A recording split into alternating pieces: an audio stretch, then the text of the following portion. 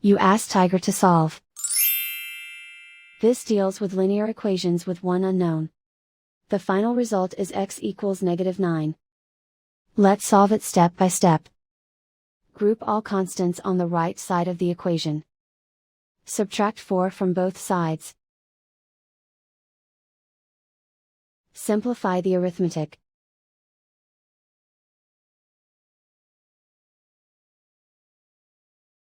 Isolate the x.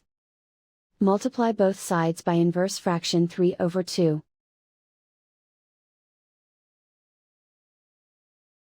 Group like terms.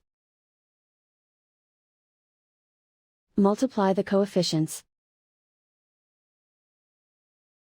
Simplify the fraction. Multiply the fractions. Simplify the arithmetic.